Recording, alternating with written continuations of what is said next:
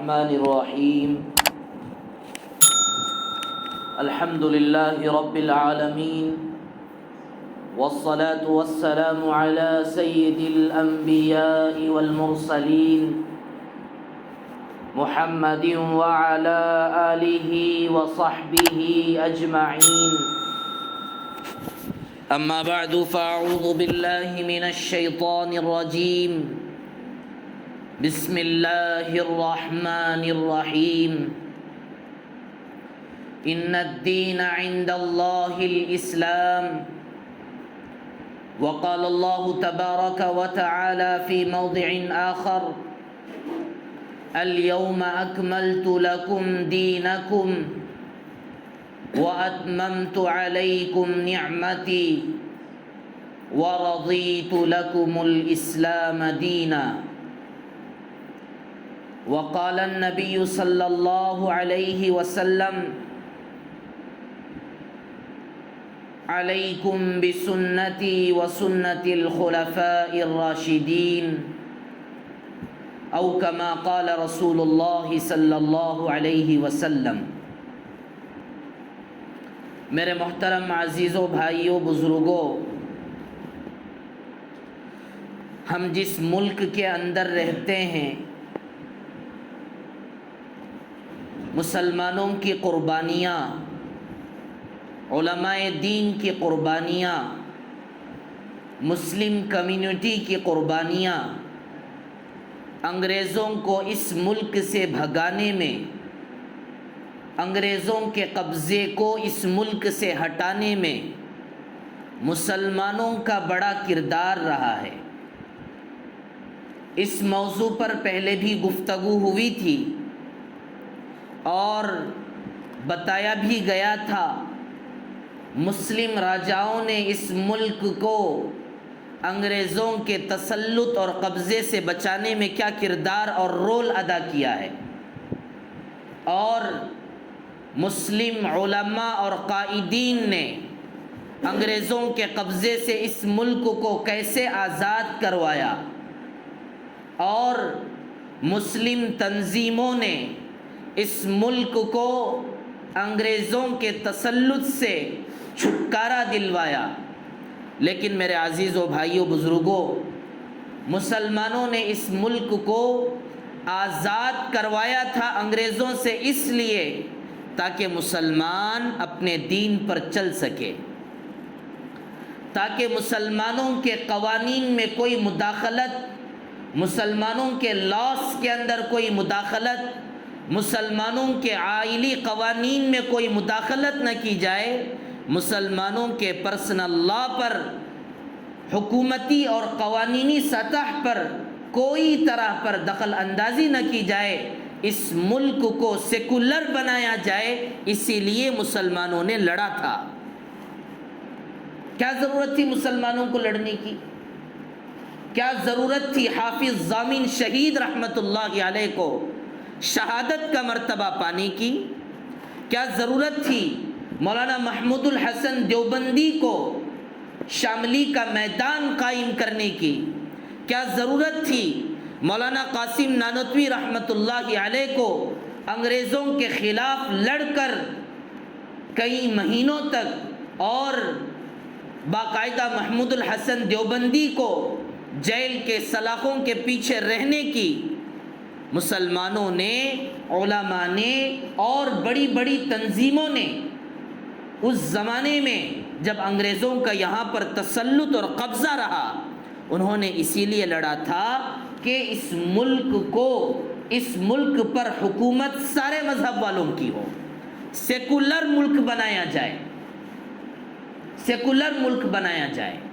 یہ ملک نہ مسلمانوں کا ہے، یہ ملک نہ ہمارے غیر مسلم بھائیوں کا ہے، یہ ملک نہ کسی ایک خاص قسم کی کمیونٹی کا ہے، بلکہ یہ ملک تو سب کا ہے، مسلمانوں کا بھی ہے، غیر مسلم بھائیوں کا بھی ہے، اور عیسائی بھائیوں کا بھی ہے، جین کا بھی ہے، بدھسٹ کا بھی ہے، سکھوں کا بھی ہے، مسلمانوں کا بھی ہے، سب کا ہے، اور یہی اس ملک کی پہچان ہے۔ اور اسی کو ہم سیکولر کہتے ہیں۔ سیکولر کسے کہتے ہیں؟ سیکولر کا مفہوم اور اس کا جو لفظ اور تعریف اس کی جو بیان کی جاتی ہے اس وقت پورے ملک اور پوری دنیا کے اندر دو طریقے سے سیکولر کا مفہوم بیان کیا جاتا ہے۔ ایک مفہوم سیکولر کا وہ ہے جو فرانس کے اندر استعمال کیا جاتا ہے۔ فرانس کے اندر سیکولر کہتے ہیں کوئی مذہب نہیں چلے گا، ایک قانون بنایا جائے گا، کوئی مذہب کا نام یہاں پر نہیں لیا جا سکتا۔ ایک سیکولر وہ ہے جو فرانس کے اندر چلتا، مذہب کا کوئی نام نہیں، مذہب کا کوئی قانون نہیں، مذہب پر عمل کرنے کی اجازت ہے ہی نہیں۔ ایک سیکولر یہ ہے جو فرانس کے اندر چلتا ہے، اور ایک سیکولر وہ ہے یونائٹڈ اسٹیٹس کے اندر، یورپ کے اندر۔ جو سیکولر کا مفہوم مراد لیا جاتا ہے وہ سیکولر کا مطلب اور مفہوم یہ ہے کہ مذہب کا کوئی مذہب کی بنیاد پر ملک نہیں چلے گا، لیکن ہر مذہب والے کو اپنے اپنے مذہب پر عمل کرنے کی اجازت رہے گی۔ یہ ایک سیکولر ہے۔ اب وہ سیکولر جو فرانس کے اندر چلتا ہے، جس کے اندر مذہب کی کوئی اجازت نہیں، یہ تو اسلام کے نقطہ نظر میں اس پر ہمیں چلنے کی اجازت ہے ہی نہیں، ہجرت کرنا پڑے گا مسلمانوں کو۔ اللہ کے نبی رسول اللہ صلی اللہ علیہ وسلم نے مکہ سے مدینہ کیوں ہجرت کی؟ اس لیے کہ وہاں پر باقاعدہ مسلمانوں کو اپنے دین اور اسلام پر عمل کرنے میں بڑی تکلیفوں کا سامنا کرنا پڑتا تھا، عمل کرنے کی اجازت نہیں تھی وہاں پر۔ اللہ کے نبی رسول اللہ صلی اللہ علیہ وسلم نے مدینے کی طرف رخ کیا، اور مدینے کا جو قانون جو بنا ہے، اور مدینے کے اندر شروعات کے اندر، ابتدا کے اندر جو قانون اور جو لاس وہاں پر چلائے جاتے تھے وہ سیکولر تھا جو آج ہمارے ملک کے اندر ہوتا ہے کہ سارے مذہب والے اپنے مذہب پر چلتے ہوئے مل کر اس ملک کے اندر جیے۔ تو جو سیکولرزم یورپ کے اندر استعمال کیا جاتا ہے، جو سیکولرزم یونائٹڈ اسٹیٹس کے اندر استعمال کیا جاتا ہے، وہی سیکولرزم اس ملک کے اندر بنایا گیا۔ ہندوستان، انڈیا، بھارت انگریزوں سے آزاد ہوا۔ حضرت مولانا شیخ الاسلام حسین احمد مدنی رحمۃ اللہ علیہ بار بار مہاتما گاندھی جی سے کہتے تھے، گاندھی جی آپ اس ملک کا قانون بننے والا ہے، اور اس ملک کو آزاد کرانے میں ہمارے مسلمانوں نے بڑا کردار ادا کیا۔ اور جمعیت العلماء ہند کی رپورٹ کے مطابق مہاتما گاندھی جی کا نام پورے ملک کے اندر روشن ہوا ہے، تو جمعیت والوں نے ان کا نام روشن کروایا۔ وہ تو خاموشی کے ساتھ بیٹھے ہوئے تھے، گلی گلی، کوچا کوچا، گاؤں در گاؤں پھرایا جمعیت والوں نے، اور بتایا، اور اپنے ہندو غیر مسلم بھائیوں کو بتلایا ان کے ذریعے کہ اس ملک کے اندر انگریزوں کا قبضہ ہو رہا ہے، اٹھو، جاگو اور ان انگریزوں کے خلاف لڑائی کرو۔ تب جا کر غیروں کے درمیان، غیر مسلم بھائیوں کے درمیان احساس اور بیداری پیدا ہوئی۔ جمعیت والوں نے، مسلمانوں نے ان کو جگایا، اور قانون بن رہا تھا اس ملک کا۔ تو مولانا شیخ الاسلام حسین احمد مدنی رحمۃ اللہ علیہ نے کہا، گاندھی جی قانون بن رہا ہے، سیکولر بنائیے، سیکولر اس ملک کا قانون بنائیے۔ اور الحمدللہ، چونکہ ظاہر سی بات ہے، جو قربانی دیتا ہے، جس کمیونٹی کی قربانی اور جس کمیونٹی کے مجاہدے اور جن کا سٹرگل ہوتا ہے زیادہ، بات ان کی چلتی ہے۔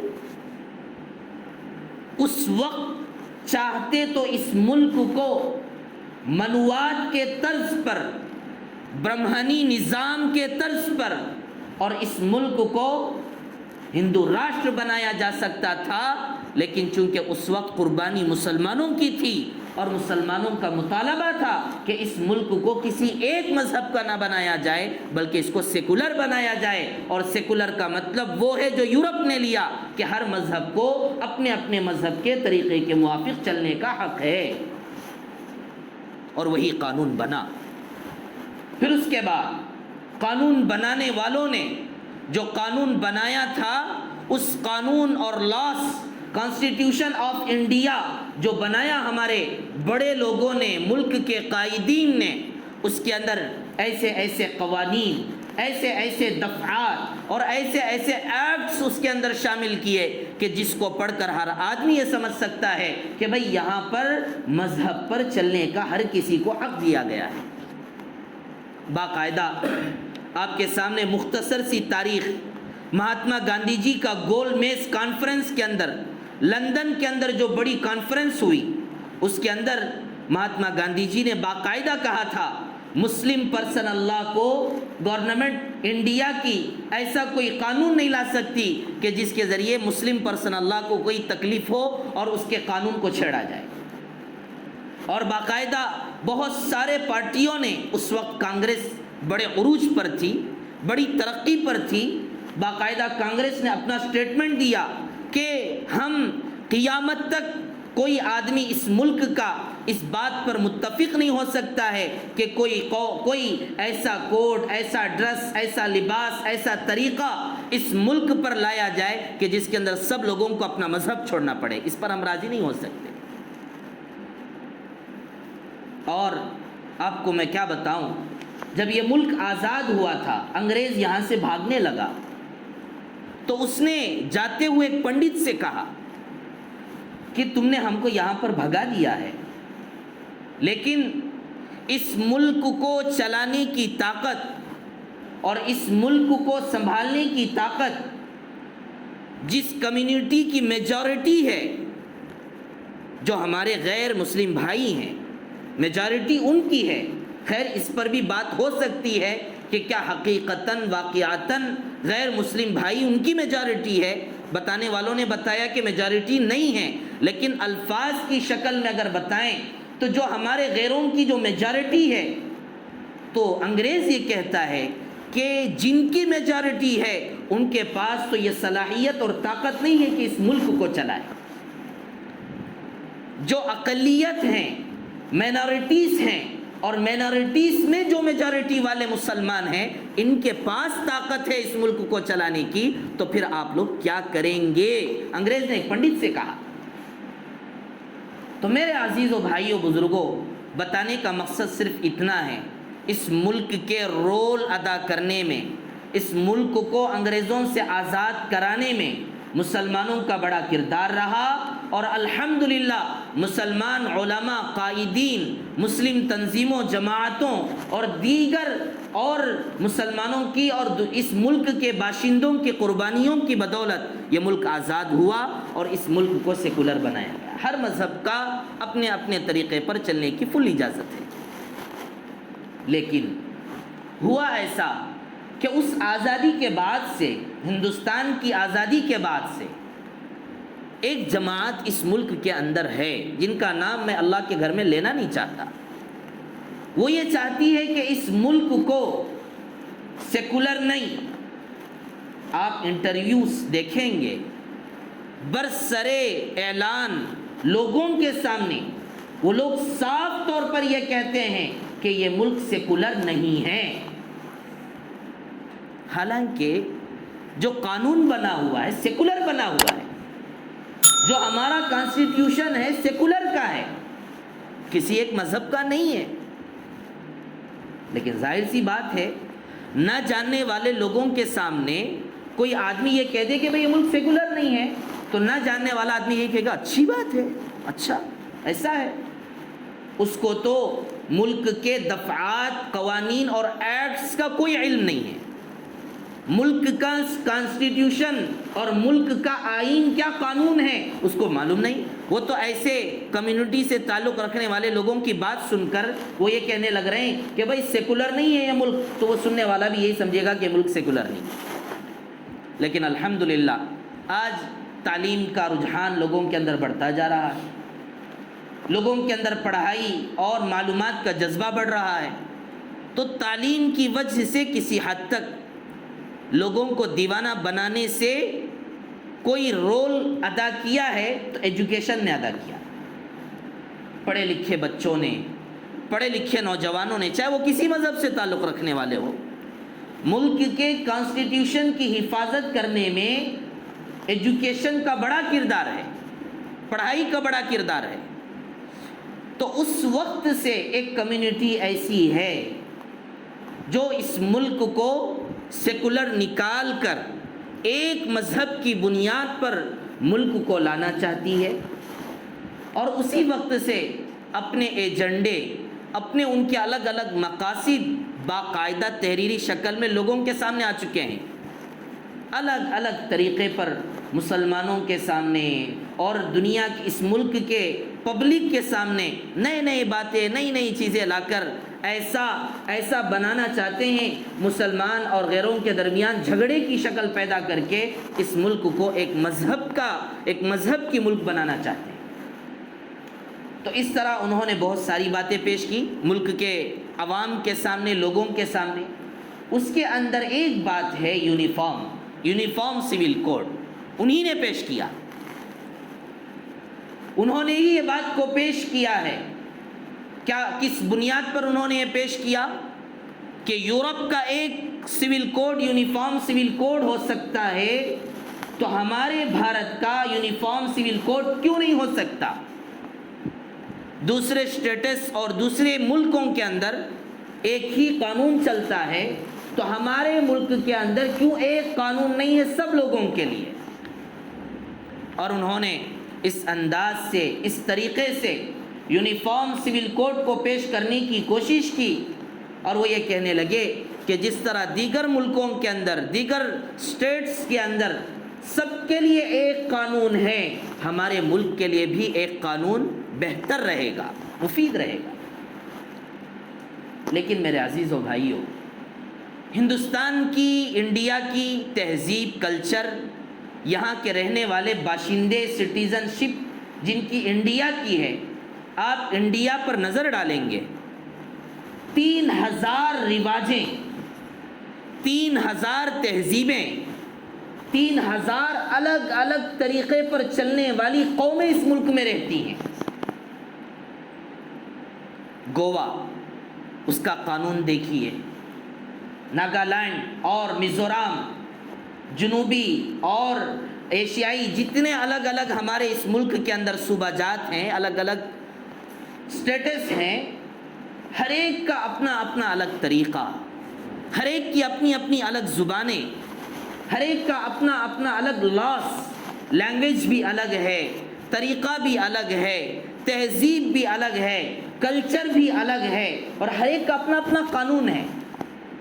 اور اس وقت ملک کے جو پریسیڈنٹس ہیں ان کے اپنے الگ قانون ہیں، اور باقاعدہ غیر مسلم بھائیوں کے مذہب میں اگر آپ دیکھیں گے تو ان کے خود اپنے لاس میں الگ الگ اختلافات ہیں۔ کوئی راون کو پوچھتا ہے، رام کو نہیں مانتا، اور کوئی رام جی کو پوچھتا ہے، راون کو نہیں مانتا، کوئی ایک خدا کو مانتا ہے، کوئی کئی خداؤں کو مانتا۔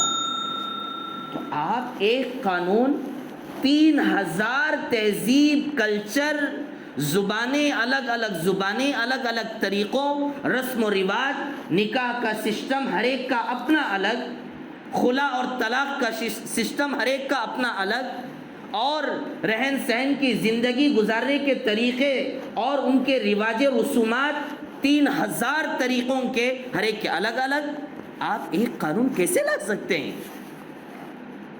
تو بڑے بڑے قائدین نے، اکابرین نے ایک مطالبہ یہ کیا، اگر آپ یونیفارم سول کوڈ لانا چاہتے ہیں تو اس کا کم از کم ایک ڈرافٹ، ایک نمونہ، ایک مجوزہ خاکہ لائیے، ہم اس کو دیکھیں گے، انڈیا کی، بھارت کی عوام اس کو دیکھے گی، اور اس میں دیکھنے کے بعد سیکولرزم کے خلاف، مذہب کو چھیڑے بغیر، مذہب کے قوانین چاہے وہ ہندو کوڈ کے ہندوؤں کے لاس کے، مسلمانوں کے لاس کے، اور دیگر سکھوں، بدھوں اور جینوں کے لاس کے کوئی خلاف نہ ہو، کوئی ایسا قانون لانا چاہتی ہے تو ہمیں منظور ہے۔ کانسٹیٹیوشن آف انڈیا کے خلاف نہ ہو، ہر مذہب کے طریقے کے موافق، تمام مذہب پر چلنے والے لوگوں کے مذہب پر آزادی کے ساتھ آپ یونیفارم سول کوڈ لانا چاہتے ہیں تو لا کر دکھائیے، کوئی معمولی بات نہیں ہے۔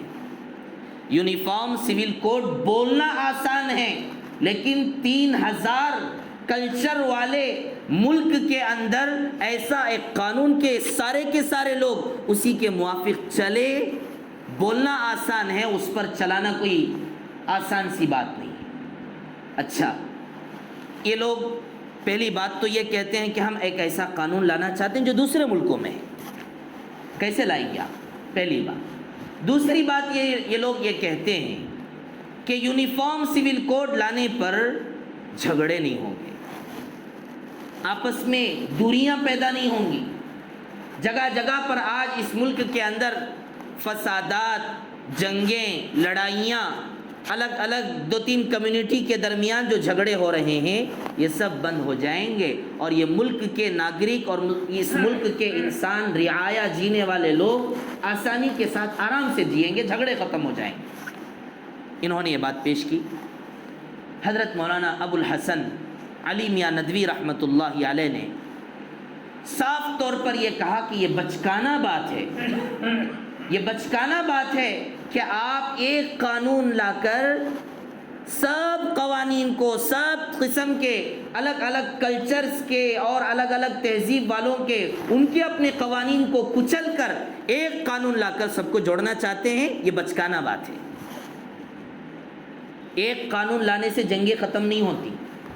ایک مذہب والے ہوں، ایک ہی طریقہ ہو، وہاں پر لڑائی نہ ہو، ایسا دنیا میں نظر نہیں آتا۔ آپ جانتے ہوں گے First World War, Second World War, جو ہمارے اس دنیا کے اندر بڑی جنگیں عظیم ہوئی ہیں، بڑی جنگیں، خطرناک جنگیں، کیا وہ ایک الگ الگ کمیونٹی، الگ الگ ریلیجین کے درمیان ہوئی تھی؟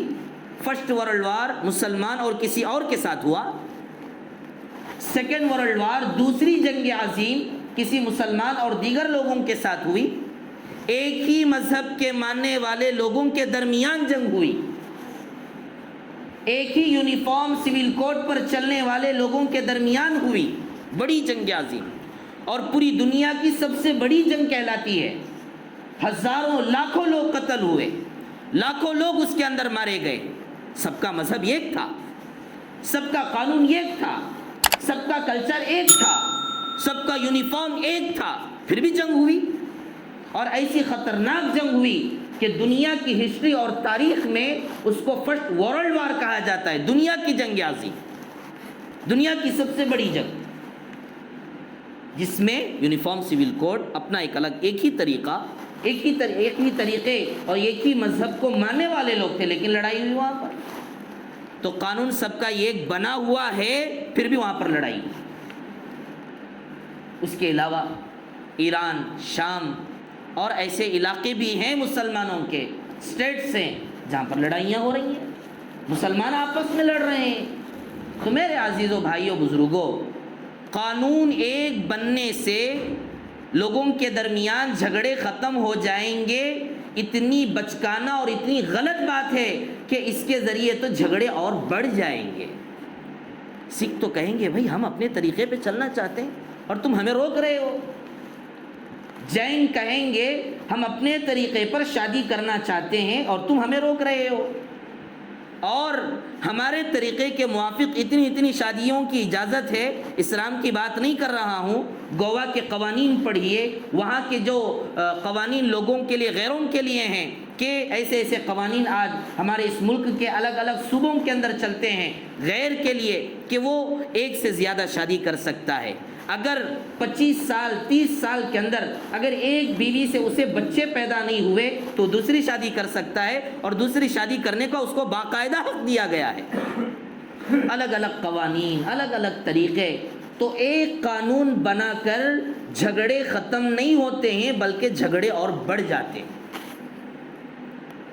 تو بہرحال تو اس طرح کی باتیں کہہ کر، یونیفارم سول کوڈ کہہ کر، نہ ان کو حقیقت کا کچھ علم ہے، نہ کوئی اور صحیح بات ان کے سامنے۔ روزگاری کا مسئلہ، غربت کا مسئلہ، ملک کے اندر انسانوں کے اندر غربت بڑھتی جا رہی ہے اور لوگوں کو اور زیادہ بھوکمری اور زیادہ غریبی اور فقیری اس ملک کا سب سے بڑا مسئلہ ہے، اس پر تو بات نہیں ہوتی ہے۔ لیکن یونیفارم سول کوڈ کہہ کر یہ کہا جاتا کہ ہم ملک کے جھگڑے ختم کرنا چاہتے ہیں۔ کوئی جھگڑا ختم نہیں ہوگا، جھگڑے اور بڑھیں گے۔ تو اس لیے میرے عزیزو بھائیو بزرگوں، الحمدللہ اس وقت جب سے یہ ملک آزاد ہوا اور اس ملک کو ایک کمیونٹی کے لوگ ایک مذہب کے نام پر اس ملک کو لانا چاہتے ہیں، ہر زمانے میں علماء نے، مسلمانوں نے، غیروں نے اس ملک کے کانسٹیٹیوشن کی حفاظت کی، کانسٹیٹیوشن پر چلنے کی اپنے اپنے مذہب کے لوگوں کو دعوت دی۔ اور آج ہی نہیں بلکہ اسی وقت سے لے کر آج تک نئے نئے مسائل آتے رہے۔ ان میں سے ایک مسئلہ یونیفارم سول کوڈ کا ہے۔ اب یونیفارم سول کوڈ کیا ہے؟ مختصر الفاظ میں کہوں، نکاح، شادی کرنا چاہتے ہیں، گورنمنٹ ایک قانون بنائے گی، سارے مذہب والوں کو اسی کے موافق شادی کرنا پڑے گا۔ آپ ایک سے زیادہ شادی کرنا چاہتے ہیں، حکومت اس کے موافق قانون بنائے گی، اسی کے موافق آپ کو چلنا پڑے گا۔ نکاح کے اندر، طلاق کے اندر اور وراثت یعنی مرنے کے بعد باپ کی جائیدادیں کیسے تقسیم ہوں، ملک کا ایک قانون ایسا بنے گا جس پر سب لوگوں کو چلنا پڑے گا۔ ظاہر سی بات ہے اب تک یونیفارم سول کوڈ کا جو ڈرافٹ اور مجوزہ خاکہ نقشہ جو ہمارے سامنے پیش کیا گیا، اس کو دیکھ کر یہ سمجھ میں آتا ہے کہ اس کے اندر جتنے قوانین لانا چاہتے ہیں وہ سراسر قرآن کے خلاف ہیں۔ وراثت کے اندر عورتوں کو آدھا حصہ دیا جاتا ہے اور عورتوں کا ڈبل حصہ مردوں کو دیا جاتا ہے، اور یہ قانون لائیں گے مردوں اور عورتوں کو برابر۔ اسلام کے اندر نکاح کرنے کی، ایک سے زائد نکاح کرنے کی اجازت موجود ہے، لیکن یہ قانون لائیں گے کہ نکاح ایک سے زیادہ کرنے کی اجازت نہیں ہوگی۔ یہ قانون لائیں گے ٹرپل طلاق پر کہ بھئی زیادہ، ایک سے زیادہ 3 طلاق دینے کی اجازت نہیں، فلاں فلاں الگ ایسے قوانین جو قرآن اور حدیث کی نظر میں بالکل خلاف ہے۔ تو کیا مسلمان اس بات کے لیے تیار ہے کہ وہ قرآن کو بازو میں رکھ دے اور گورنمنٹ جو کہے اس کے موافق اپنے آپ کو چلائے؟ کیا آپ تیار ہیں؟ کیا جین تیار ہیں؟ کیا سکھ تیار ہیں؟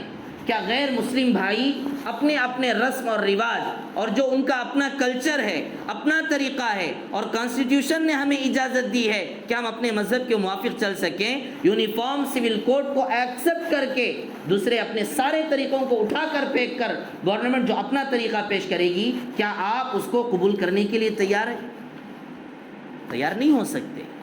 اچھا، حقیقت اور ایک بات میں آپ کو بتاؤں، وہ یہ ہے کہ آج دنیا کے اندر گلوبلائزیشن کی وجہ سے اور دیگر اور لوگوں کی حکومتوں اور ان کی ہوشیاری کی وجہ سے بہت سارے ہمارے غیر مسلم بھائی اپنا کلچر چھوڑ چکے ہیں، اپنی تہذیبیں چھوڑ چکے ہیں۔ وہ لوگ ویسٹرن کلچر پر ہی اپنی زندگی چلانا چاہتے ہیں، ان کے قوانین کو اپنی زندگی بنا کر زندگی گزارنا چاہتے ہیں۔ لیکن مسلم کمیونٹی وہ ہے، مسلمان وہ قوم ہیں جنہوں نے معاشرت کے اندر، عبادات کے اندر، معاملات کے اندر، آئلی قوانین کے اندر اور اخلاقی نظام کے اندر ہمیشہ مسلمانوں نے اپنے قرآن کو فالو کیا، اپنے قرآن کو اور اللہ کے نبی رسول اللہ صلی اللہ علیہ وسلم کی تعلیمات پر ہی انہوں نے چلنے کی اجازت دی اور اپنے آپ کو چلایا۔ دوسرے قوانین کو کبھی مسلم کمیونٹی نے قبول نہیں کیا۔ آج بھی الحمدللہ مسلمان گلوبلائزیشن کا شکار نہیں ہے۔ گلوبلائزیشن کا مطلب جانتے ہیں؟ گلوبلائزیشن کا مطلب یہ ہے کہ پوری دنیا ویسٹرن کلچر کے موافق ہو جائے۔ آج غیر اس کے شکار ہو چکے ہیں، غیروں کا اپنا طریقہ وہ لوگ اپنا چھوڑ رہے ہیں، لیکن مسلمان نہیں چھوڑ رہے۔ مسلمانوں کے اپنے طریقے پر مسلمان آج بھی چل رہا ہے۔ نکاح دارالقضاء کے موافق چلتا ہے، میاں بیوی کے درمیان فیصلے اسلامی قوانین اور مسلم پرسنل لا کے تحت قرآن اور حدیث کی روشنی میں میاں بیوی کے درمیان نکاح کا فیصلہ ہوتا ہے. میاں بیوی کے درمیان طلاق کا فیصلہ قرآن کے موافق ہوتا ہے. وراثت اور باپ کے مر جانے کے بعد حصے بانٹنا یہ قرآن اور حدیث کے موافق علماء کرتے ہیں اور کر رہے ہیں. تو کیا آپ اس کے لیے تیار ہیں کہ اپنا سارا کا سارا قرآن اور حدیث اٹھا کر بازو میں رکھو اور ایک ایسا قانون نیا لے کر کے آؤ کہ جس کے اندر قرآن اور حدیث کے خلاف قانون بنا ہو اور تم اس پر چلنے کے لیے راضی ہو جاؤ؟ ایسا نہیں ہو سکتا. اللہ نے قرآن کریم کے اندر کیا فرمایا؟ ان الدین عند اللہ الاسلام. تہذیب، کلچر اور طریقہ اور مذہب اللہ کے نزدیک وہ اسلام پسندیدہ ہے. اور ہمارا طریقہ اتنا بہترین طریقہ، اور اللہ نے 1400 سال پہلے اللہ نے قرآن کے اندر کہہ دیا الیوم اکملت لکم دینکم واتممت علیکم نعمتی ورضیت لکم الاسلام دینا. اے نبی جی، ہم نے قرآن دیا اور یہ قرآن کو ہم نے کامل کر دیا ہے، اس مذہب کو ہم نے کامل کر دیا ہے، کمپلیٹ کر دیا ہے. اس کے اندر انسان کے، مسلمان کے سارے ایشوز اور سارے مسائل کا حل اللہ نے قرآن کے ذریعے سے حل کر دیا. لہذا اب مسلمانوں کو اپنے دین کے اندر نہ گھٹانے کی ضرورت نہ بڑھانے کی ضرورت. ہمارا دین مکمل ہے. بتائیے کوئی ایسا مسئلہ جس کا جواب ہمارے اسلامک لا کے اندر نہ ہو. نکاح سے متعلق قرآن کے اندر موجود ہے، بزنس سے متعلق قرآن کے اندر موجود ہے، طلاق سے متعلق قرآن کے اندر موجود ہے، عدت کے مسائل پر قرآن کے اندر موجود ہے، اور قرضوں سے متعلق، لون سے متعلق، فائنانشیل اور بزنس سے متعلق قرآن کے اندر موجود ہے. سارے مسائل اللہ نے قرآن کے اندر بیان کر کے لکھ چکے ہیں. اب مسلمانوں کے لیے الگ سے قانون کی کیا ضرورت ہے؟ صحابہ نے کبھی اس قانون کو قبول نہیں کیا، ایسے قوانین پر صحابہ نے عمل نہیں کیا. علماء نے تو باقاعدہ اس کو ریجیکٹ کر دیا کہ ہمارے پاس پہلے سے قانون بنا ہوا ہے، آپ دوبارہ کون سا قانون لانا چاہتے ہیں؟ تو اس لیے میرے عزیزو بھائیو، اور اللہ نے تو یہاں تک کہہ دیا قرآن کے اندر وَقَدْ أُمِرُوا أَلَمْ تَرَ إِلَى الَّذِينَ يَزْعُمُونَ أَنَّهُمْ آمَنُوا بِمَا أُنزِلَ إِلَيْكَ وَمَا أُنزِلَ مِن قَبْلِكَ يُرِيدُونَ أَن يَتَحَاكَمُوا إِلَى الطَّاغُوتِ. یہ تو منافقین کی پہچان تھی کہ وہ اپنے فیصلے قرآن اور حدیث کے موافق کرنے کے بجائے غیروں کے سامنے پیش کرتے تھے. اللہ کے نبی کے زمانے میں یہی ہوتا تھا.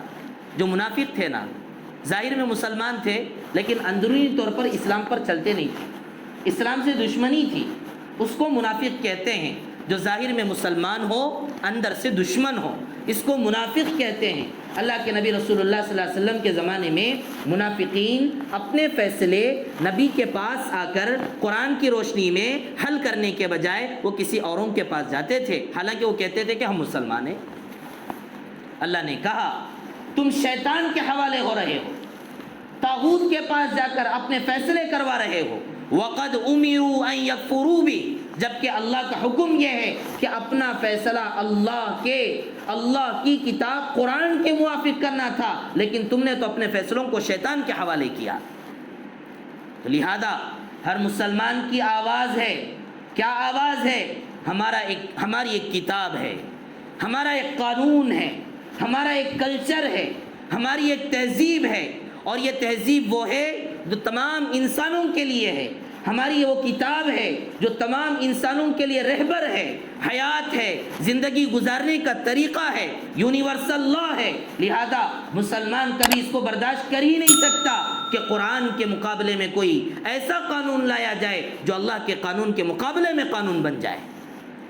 تو اس لیے علماء اکرام نے یونیفارم سول کوڈ کا مقابلہ کیا. یونیفارم سول کوڈ صرف مسلمانوں کا مسئلہ نہیں، اس ملک کے اندر الگ الگ طریقوں پر چلنے والے 3000 کمیونٹی کا مسئلہ ہے، مسلمانوں کا بھی مسئلہ ہے.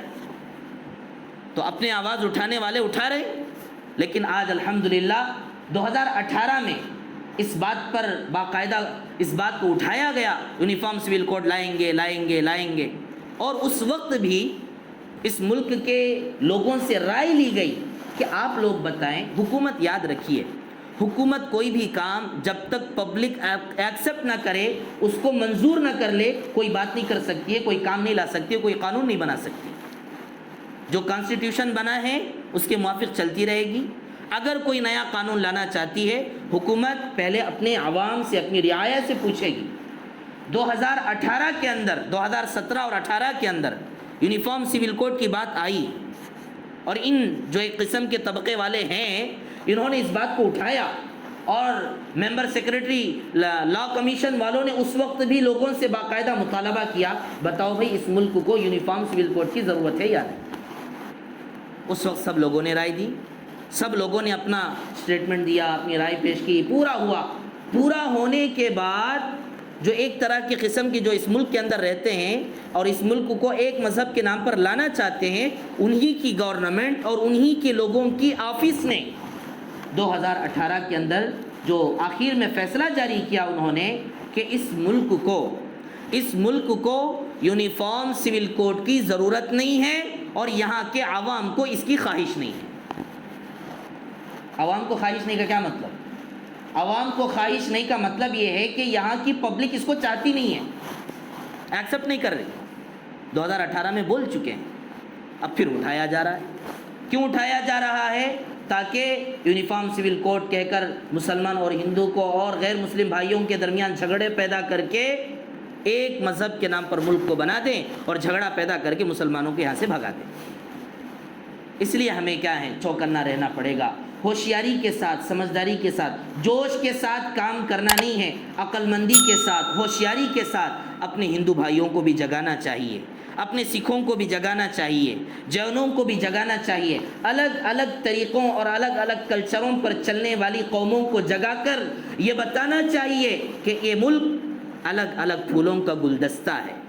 ایک باغ وہ ہے کہ جس کے اندر ایک ہی گلاب پھول ہو، کچھ خوبصورت نظر آئے گا؟ نظر نہیں آئے گا۔ لیکن ایک باغ وہ ہے جس کے اندر الگ الگ قسم کے پھول ہیں، الگ الگ خوشنما، الگ الگ رنگ کے پھول ہیں، دیکھنے میں بھی مزہ آتا ہے اور دیکھنے میں بھی خوشنما نظر آتا ہے۔ اور اس ملک کی پہچان یہی ہے، الگ الگ مذہب والے رہتے ہیں۔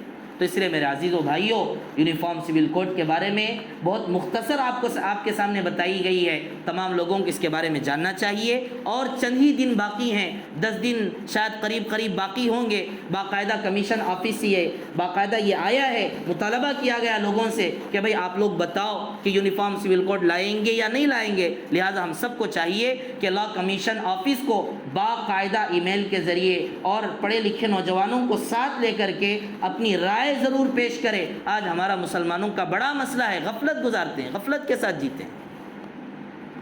ادھر ادھر کی بات مت کر، یہ بتا قافلہ کیوں لوٹا۔ ادھر ادھر کی بات مت کر، یہ بتا قافلہ کیوں لوٹا۔ لوگوں کے غفلت کا سوال نہیں ہے، تیری رہبری کا سوال ہے۔ تو نے کتنے لوگوں کو بتایا؟ اپنے مسلمانوں کو مسلمان جگائے، اپنے مسلمانوں کو دین اور اس ملک کے بارے میں بتائے۔ تو اس لیے ملک کے مسلمانوں کو چاہیے کہ جو ان پڑھ ہیں، اتنا جانتے نہیں ہیں، جاننے والوں سے معلوم کرے بھئی یونیفارم سول کوڈ کیا ہے، کیا مطالبہ کیا جا رہا ہے، اور ہم کیا رائے پیش کرنا چاہتے ہیں۔ ہر آدمی کی رائے اور ہر آدمی کی اوپینین بہت ضروری ہے، اس پر ہی قانون بنتا ہے۔ تو اس لیے سب کو چاہیے انشاءاللہ یونیفارم سول کوڈ کے بارے میں یہ کہے کہ بھائی ہمیں اس طرح کے قانون کی کوئی ضرورت نہیں، ہم سب مل کر رہنا چاہتے ہیں، ہندو بھائی سب مل کر کے جی رہے ہیں، کئی سالوں سے جی رہے ہیں، اور آئندہ بھی ہم جیتے رہیں گے۔ الگ ایک نئے قانون کی ہمیں کوئی ضرورت نہیں ہے۔ اللہ تبارک و تعالیٰ ان تمام باتوں کو صحیح سے سمجھنے کی اور اس کے موافق ہم سب کو عمل کرنے کی، اور جہاں تک ہو سکے ہوشیاری کے ساتھ جینے کی اللہ تبارک و تعالیٰ توفیق عطا فرمائے۔ وآخر دعوانا ان الحمد للہ رب العالمین۔